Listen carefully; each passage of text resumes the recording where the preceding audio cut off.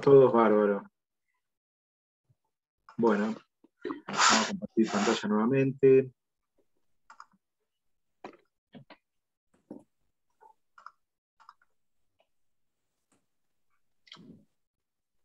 Estamos ahí, ¿no? Sí, No, porque ahí están se ve. Ahí se ve perfecto. ¿Está bien ahí? ¿Vamos? ¿Sí? Sí, sí. Bueno, la jornada de trabajo, entonces, el límite a la jornada de trabajo está contemplado en la Constitución Nacional. Ustedes saben que el artículo 14 bis de la Constitución Nacional habla de un derecho del trabajador a una jornada limitada de labor, lo que se subsume en las condiciones dignas y equitativas de labor a tenor de la postura que Vidal Campos dijimos que sostiene, ¿no? Todo lo que engloba condiciones dignas y equitativas de labor tiene que ver con varios aspectos del trabajo prestado por el trabajador, ¿no? Y de estos derechos y garantías consagrados, de más derechos y garantías consagrados en la Constitución Nacional, y entre ellos el derecho a una jornada limitada de labor, que si bien en nuestro país no establece la Constitución Nacional cuál es el límite de la jornada de trabajo, porque sí hay algunos países, por ejemplo México, que prevé ya un límite a la jornada de trabajo en su Constitución Nacional, deja entonces margen para que el legislador, ¿no? El legislador y la ley, ¿no? Marque el número limitado de jornada de horas de trabajo a las cuales se fija, ¿no? Como condición en el contrato de trabajo, pero permitiendo también que por convenio colectivo de trabajo y contratos individuales se pueda reducir también la jornada de trabajo. Entonces, la Constitución Nacional no fija dentro de la jornada límite, el derecho a la jornada limitada de labor, el límite a la jornada de trabajo, sino que deja al legislador la facultad para hacerlo. La ley es entonces la que marca el número limitado de horas para trabajar, pudiéndolo también hacer los convenios colectivos de trabajo y los contratos individuales. El límite a la jornada de trabajo se encuentra previsto en una normativa del año 1929, que es la Ley de Jornada de Trabajo, la Ley 11.544, que se reglamentó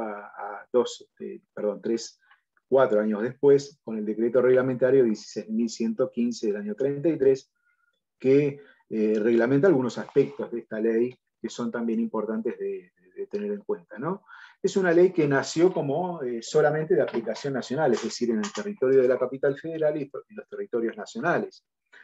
Con esto, las provincias tenían la facultad de reglamentar el propio límite a la jornada de trabajo, lo que originó justamente diversas cuestiones de índole sindical, políticas también.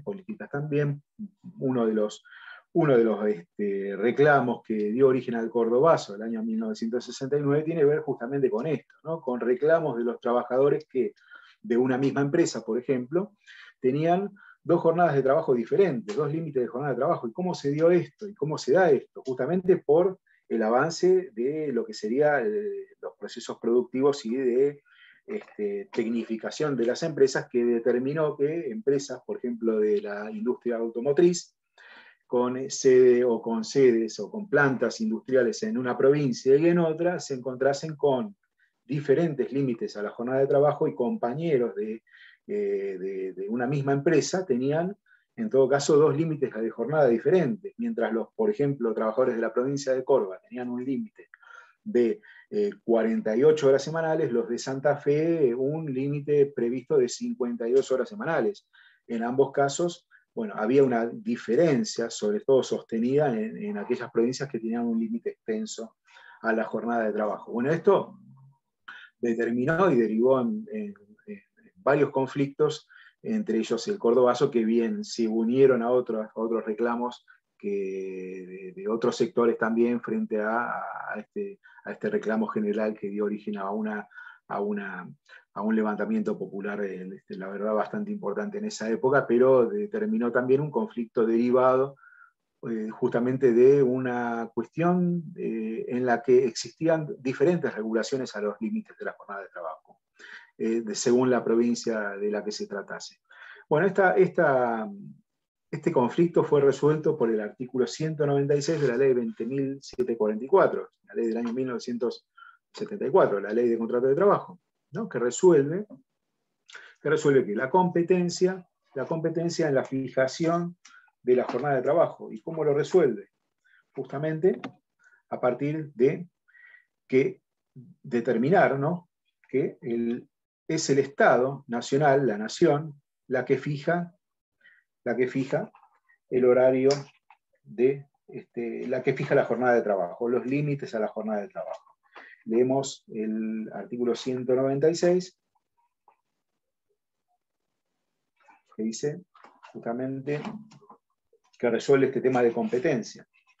196. La extensión de la jornada de trabajo es uniforme para toda la nación y se regirá por la ley 11.544, con exclusión de toda disposición provincial en contrario, salvo en los aspectos que en el presente título se modifiquen o aclaren. Y esto tiene que ver con la reducción, que solamente va a ser posible a través de otros mecanismos diferentes a las regulaciones o a las disposiciones provinciales en contrario, ¿no? Que podrían disponer otro tipo de límites a la jornada. Entonces la ley de contrato de trabajo zanja la situación, ¿sí? Resuelve el conflicto disponiendo que es facultad de la nación reglamentar sobre este aspecto que es la limitación a la jornada de trabajo.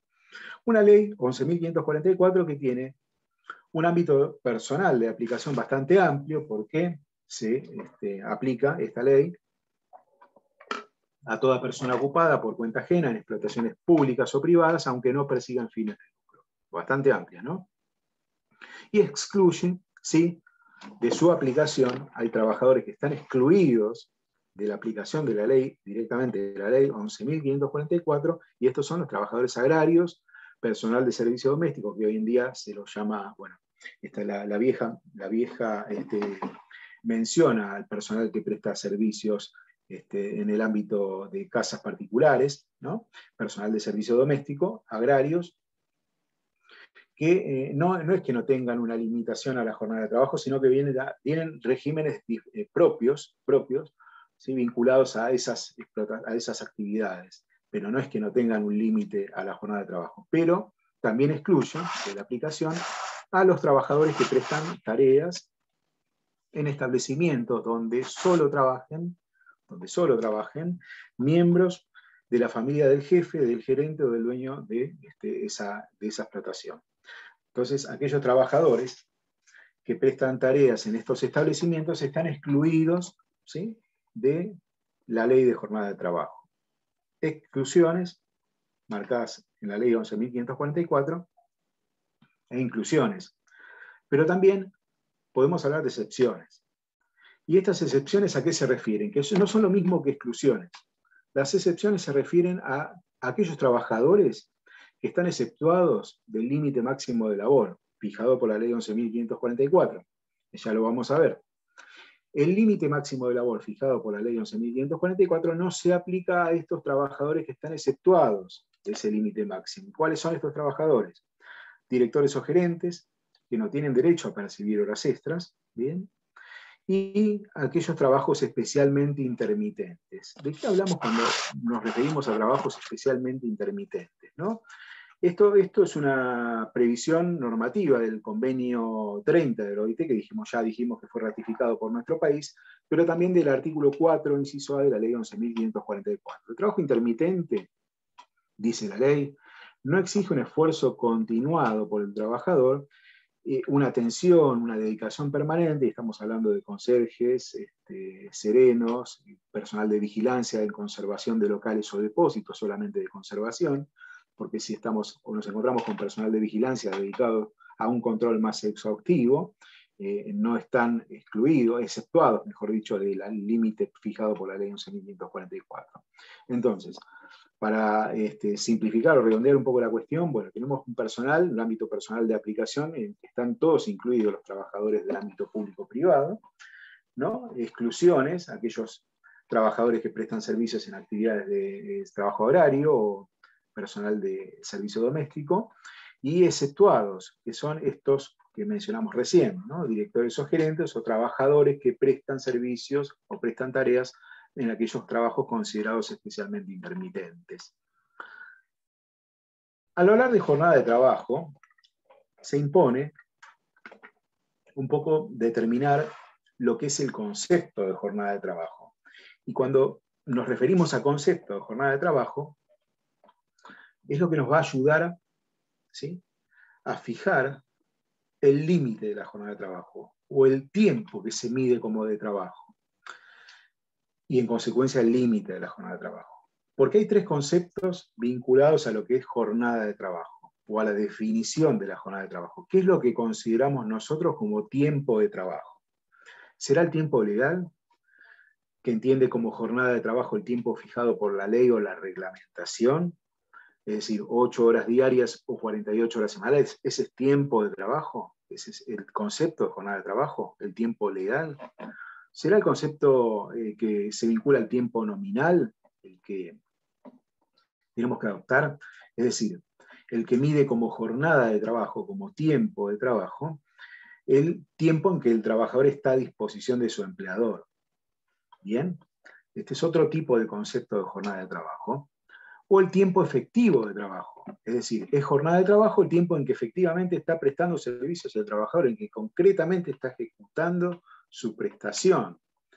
Y bien, y ahí lo señalamos, ¿qué concepto adopta nuestra ley? ¿Qué concepto sigue nuestra ley?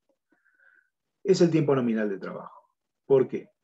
Porque el artículo 197,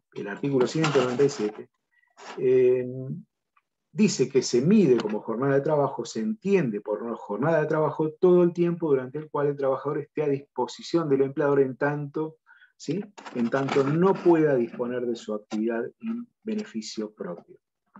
Entonces, el concepto que nuestra ley adopta como la jornada de trabajo es el tiempo nominal, que surge del artículo 197, que también coincide con el artículo 2 del convenio 30 de la OIT. A los efectos del presente convenio, la expresión horas de trabajo significa el tiempo durante el cual el personal está a disposición del empleador. Estarán excluidos los descansos durante los cuales el personal no se halla a disposición del empleador.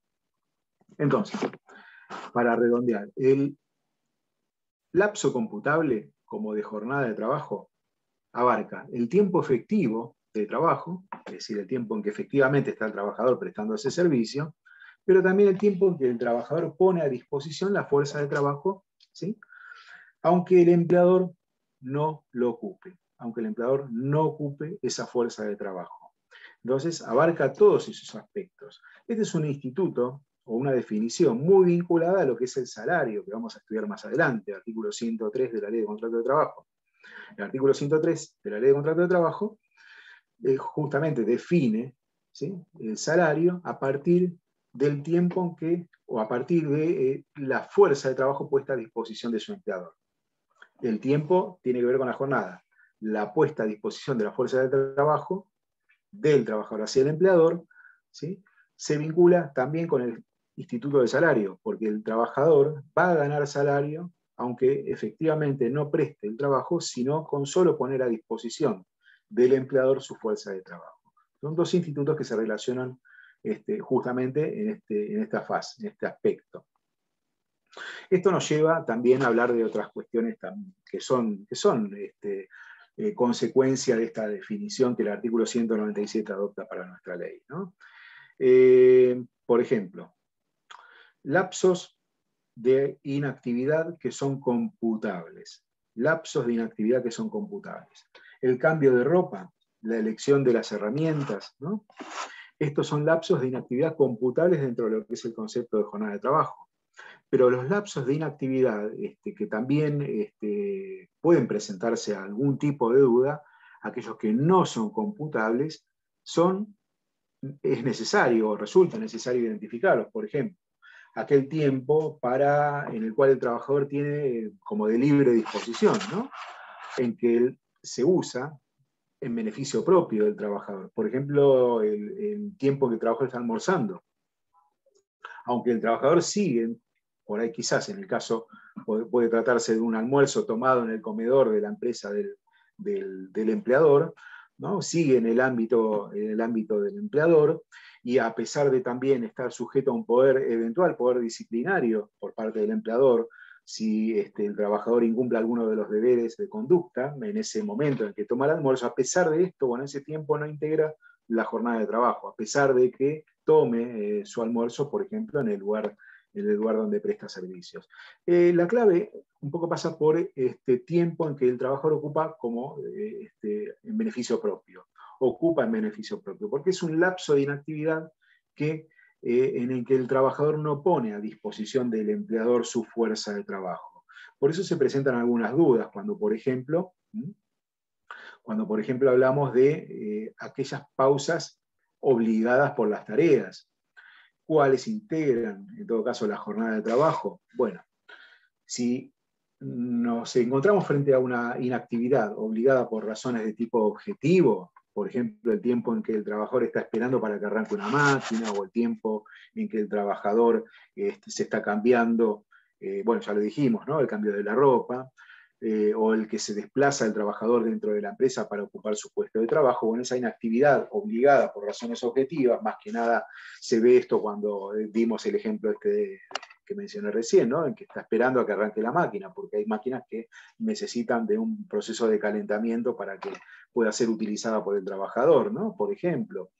Bueno, en este caso, bueno, no hay ninguna duda que es una pausa obligada por la tarea que integra la jornada de trabajo, pero hay otras pausas en que el trabajador no está sujeto a cumplir orden alguna. Bueno, en ese caso no hay duda de que esa pausa no está comprendida dentro de la jornada de trabajo.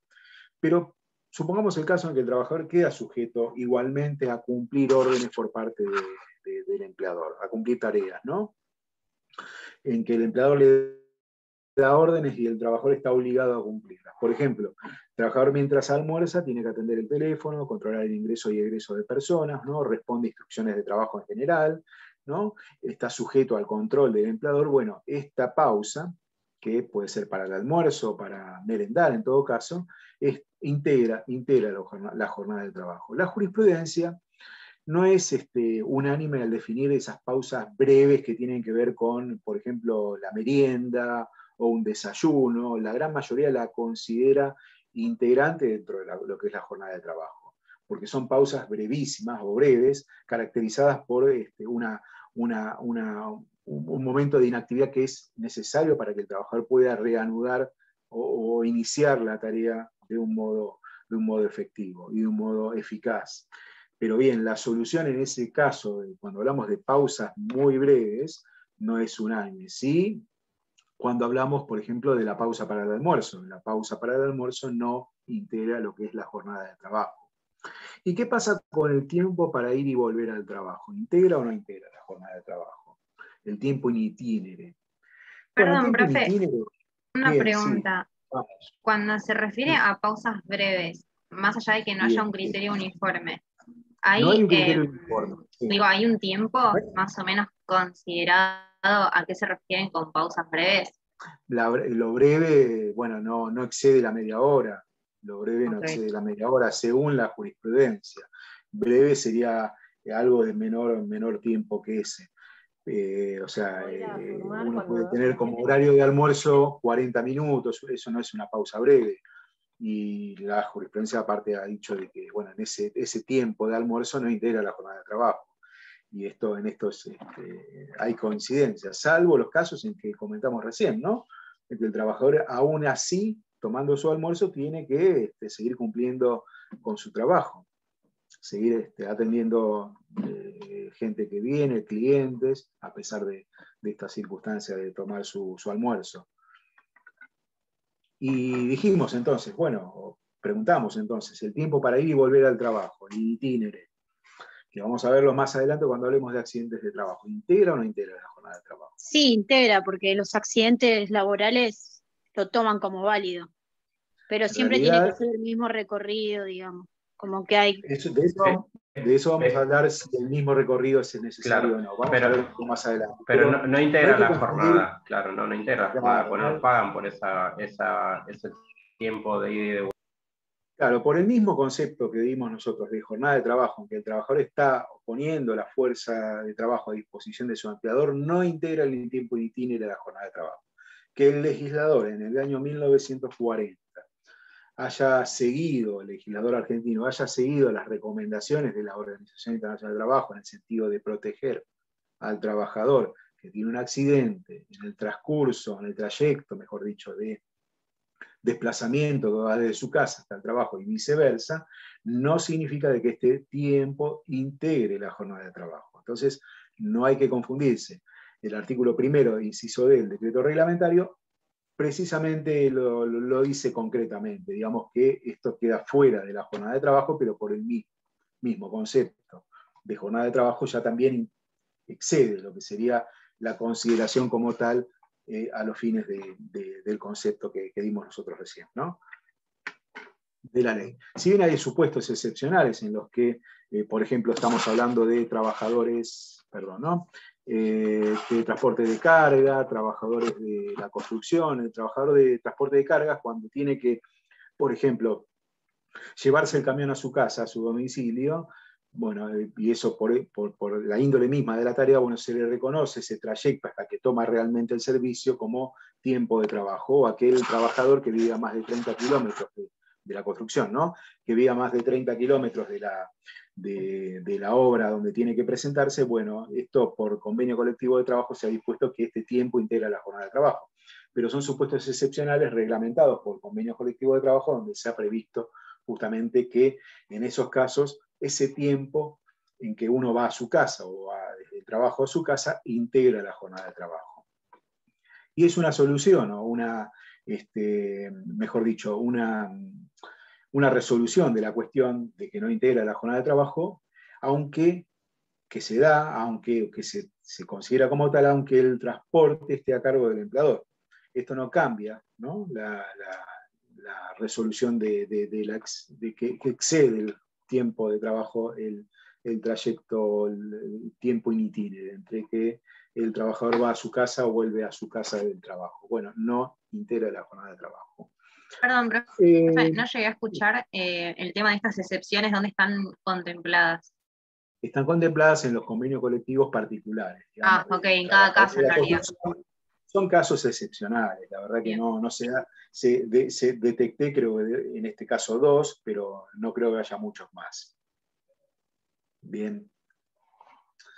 La distribución de la jornada de trabajo es una facultad del empleador, ¿no? Acá hay que remitirnos un poco a las disposiciones a lo que hemos visto cuando hablamos de ius variandi, ¿no? Es una facultad del empleador que integra lo que sería justamente el poder de organización de la empresa, ¿no?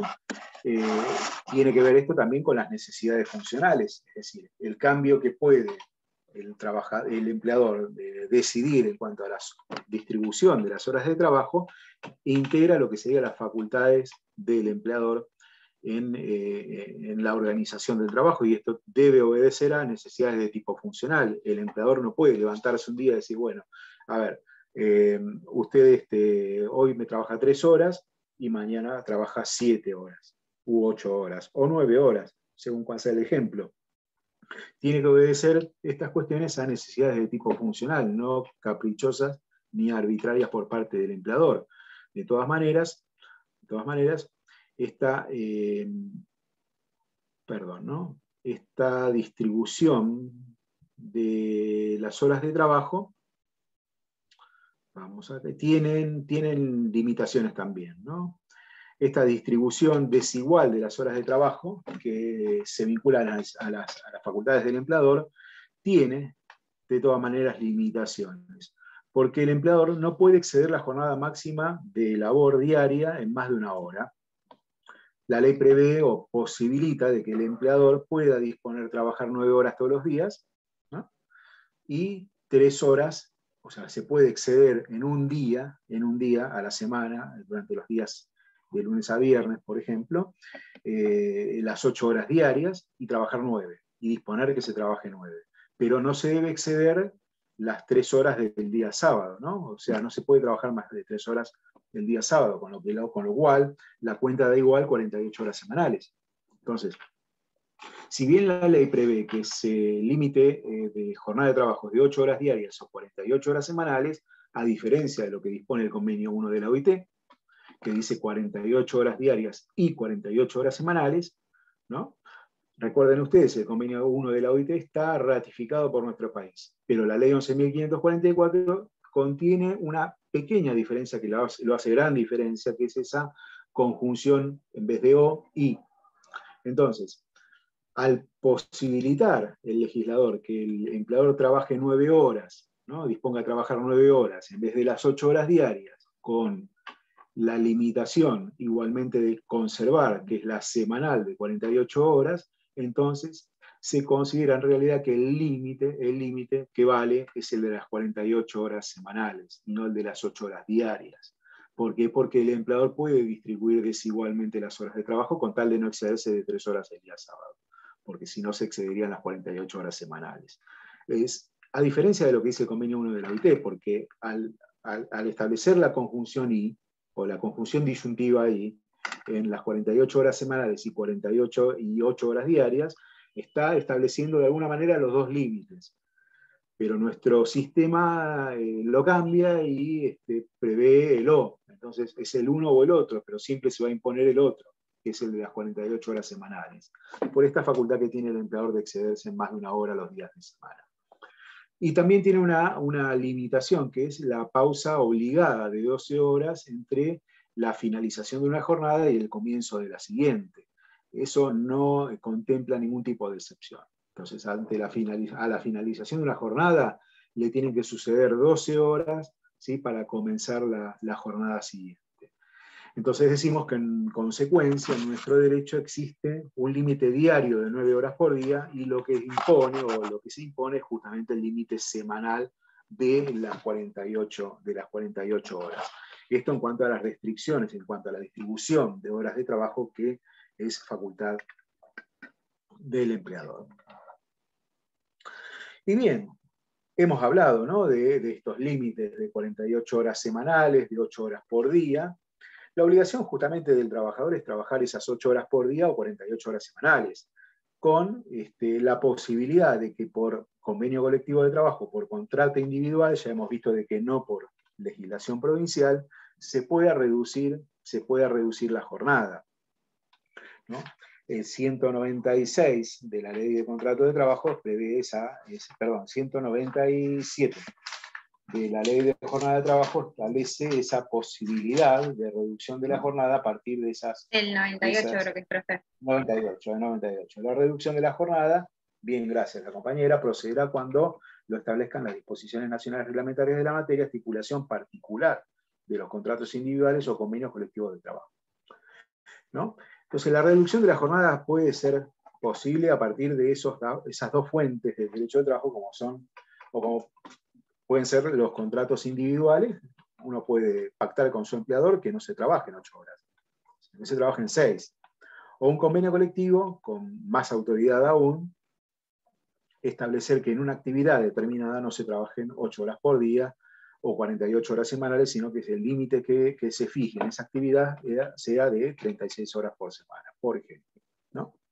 Entonces, siendo la obligación del trabajador de trabajar 8 horas por día o 48 horas por semana, o los límites fijados justamente por convenio colectivo de trabajo o contrato individual con el empleador, cuando se exceden esos límites, estamos hablando, ¿no?, de exceso en los tiempos diarios de trabajo acordados. Y ahí es cuando nos referimos a las horas extraordinarias. ¿En qué medida entonces se abonan esas horas con recargos? ¿Y qué recargos? Bueno, esto lo marca el artículo 201 de la Ley de Contrato de Trabajo. El empleador deberá abonar al trabajador que prestase servicios en horas suplementarias, medio o no autorización del organismo administrativo, ahora vamos a ver eso, un recargo del 50% calculado sobre el salario habitual si se tratara de días comunes, y del 100% en días sábados después de las 13 horas y domingos y feriados. Entonces, el recargo es sobre la hora común, que se dobla al 50% o al 100% según si se trabaja esa hora de más, la que excede el límite semanal de las 48 horas, ¿sí?, en días comunes o en días fines de semana de descanso, ¿no? Días domingo, sábado después de las 13 y feriados. ¿Existe un límite a la cantidad de horas extraordinarias autorizadas que se pueden trabajar? Bueno, el artículo 13 del decreto reglamentario lo impone. 3 horas por día, no se pueden trabajar horas extras más de 3 horas por día. ni por mes más de 48 horas, ni por año 320 horas. Bueno, son diferentes límites, ¿no? Los tres valen. El exceso de trabajo en hora extraordinaria autorizado en más de estas horas, ¿qué determina? ¿Qué determina? Según lo que hemos estudiado cuando hablamos de objeto.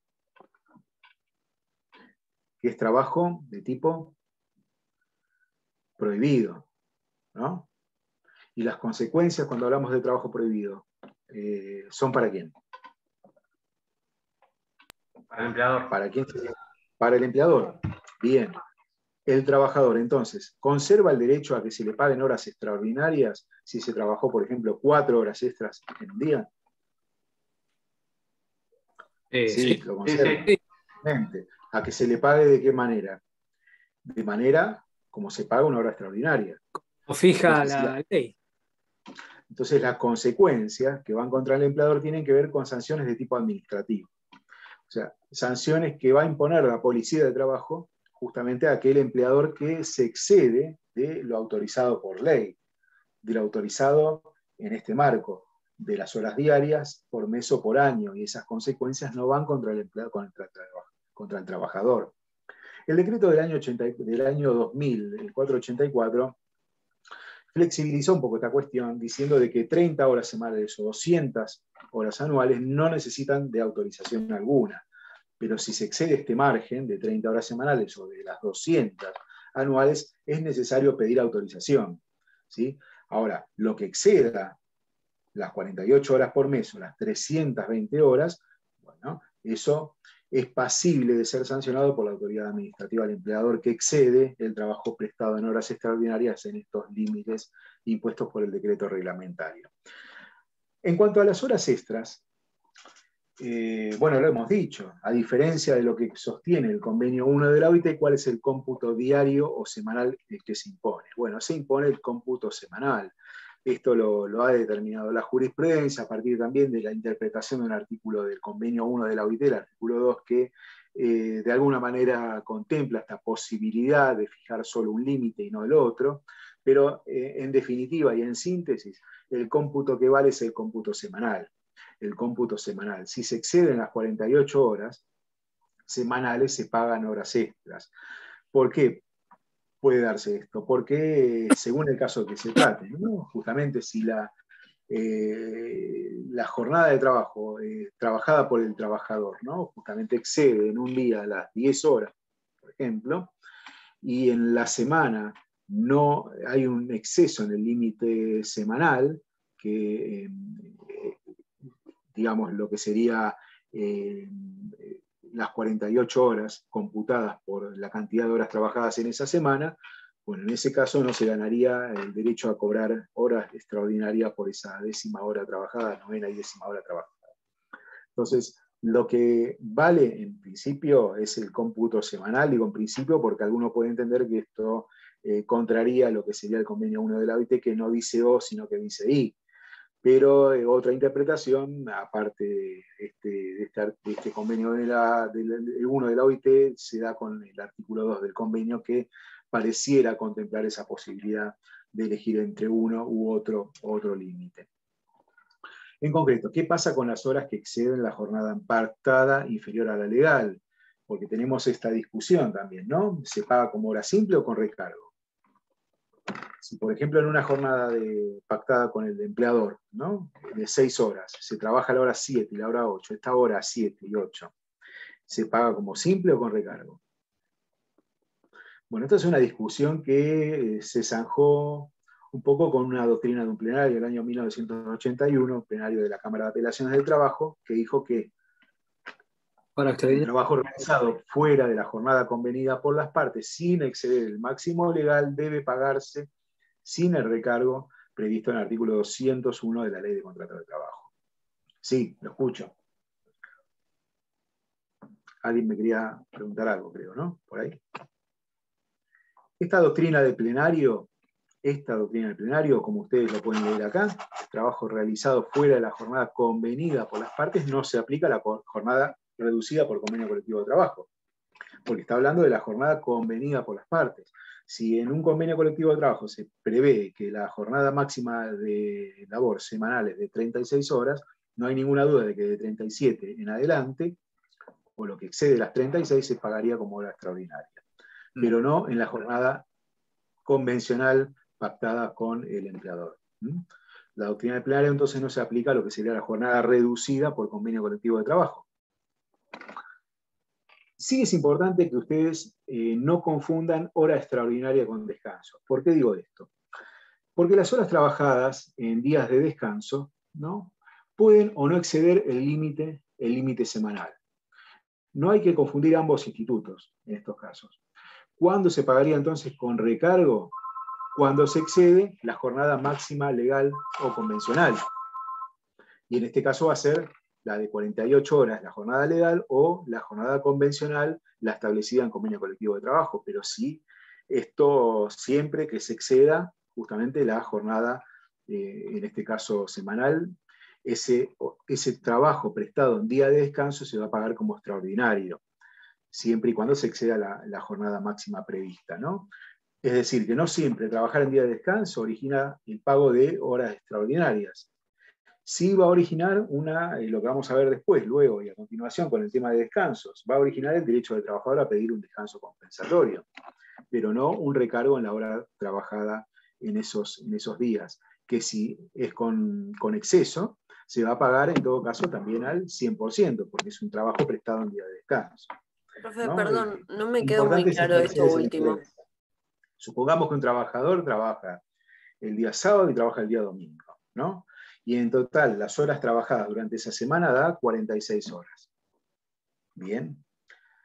Si el total de horas trabajadas en esa semana, de lunes a domingos, es de 46 horas, el trabajo prestado los días sábados y domingos no se debe abonar como hora extraordinaria. No se paga con recargo, porque no excedió el límite semanal de 48 horas. ¿A qué va a tener derecho el trabajador? Sí, ¿a qué va a tener derecho el trabajador? Un día de descanso. Pedir día de domingo de trabajo. A un descanso compensatorio por el descanso omitido. Bien, pero eso no significa que el trabajador va a tener derecho a un recargo, ¿sí?, en la hora trabajada. Si este trabajo en días sábados y domingos arroja como cómputo final que trabajó 52 horas, ¿cuántas horas extras tiene que pagarse? 2. 4. 52 horas, 4. 4 horas. Justamente por haber trabajado sábado y domingo, esa hora extra se paga como extraordinaria al 100%. ¿Sí? Esa sería la solución. No entiendo, o el ejemplo, profe. Entonces, el ejemplo sería, supongamos que el trabajador no trabaja sábado y domingo, pero lo hace como de manera extra. Se va a cortar, pero bueno, ahora si se corta pasamos a la otra reunión. Sí, porque nos queda menos de un minuto. Así bien, que pasamos a la otra reunión, ¿nos parece? Contestamos esta pregunta y ya estamos finalizando. Bien, gracias. ¿Pone la placa de vuelta, profe? Sí. Ah, bueno, está bien, chau.